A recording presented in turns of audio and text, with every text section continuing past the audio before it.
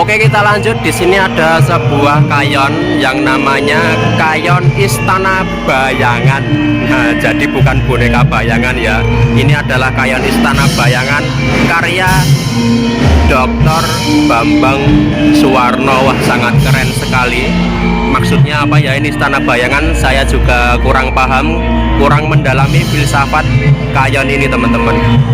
Kemudian kita geser.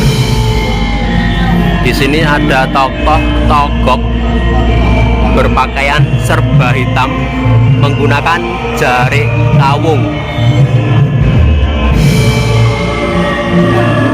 Nah, kemudian tentunya juga ada bilung, teman-teman. Nah, ini bilung versi kurus ya. Biasanya kan bilung itu bentet badannya dan cebol, tapi ini kurus dan tinggi menggunakan jarik kawung juga.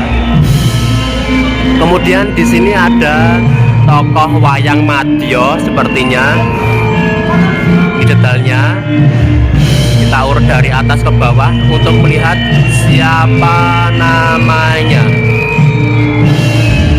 Nah, di sini di Gapit ada namanya Dewa Tumut.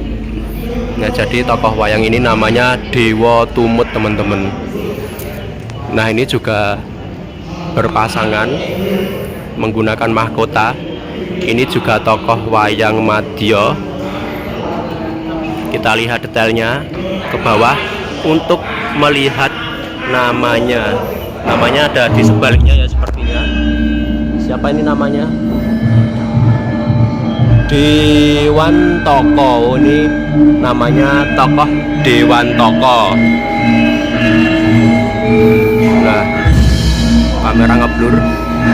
Ini adalah detail tokoh wayang Dewantaka dan tokoh wayang Dewa Tumut, teman-teman, dari wayang madya.